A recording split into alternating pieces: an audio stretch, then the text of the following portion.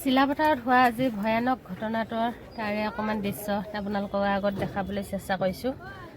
বৰ্তমানো জুই নুমুৱা নাই, জ্বলি আছে এটা চাইডে দপ দপ দপ দপ কৰি, আৰু ফ্ৰাই পেকেটকেইটা নুমাবলৈ চেষ্টা কৰি আছে। এয়া চাওকচোন, গডৰেজৰ ভিতৰতো মানে একদম গোটেই বস্তু জ্বলি শেষ হৈ গৈছে। এনেকুৱা ভয়ানক দৃশ্য আগত দেখা নাছিলোঁ, আজি ফাৰ্ষ্ট দেখিলোঁ। দেখিয়ে মনটো বহুত বেয়া লাগি গৈছে, মানে কি ক'ম আৰু। গোটেই এইফালে চাওকচোন জ্বলি মানে শেষ। আনফালেদি এই ছাইডততো জুই নুমুৱা শেষেই হোৱা নাই।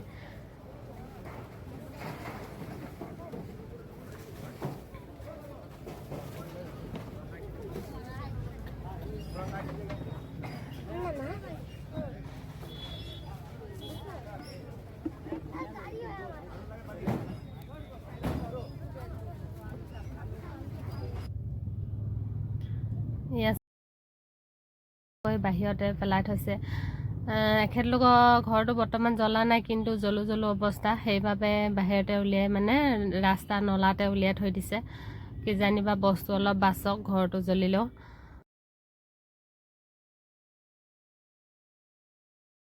চাবলৈ অহা মানুহ এয়া চাওকচোন, দৰ্জা চিলিণ্ডাৰ মানে ঘৰৰ দৰ্জালৈকে একেবাৰে খুলি আনিছে, যাতে বস্তুখিনি অলপমান বাচক। ঘৰটোতো বচাব নোৱাৰিবই, বস্তুখিনিয়ে বাচক বুলি তেখেতলোকে উলিয়াই আনিছে। জুইও নুমুৱা নাই, হয়তো 2-3 ঘণ্টা মানে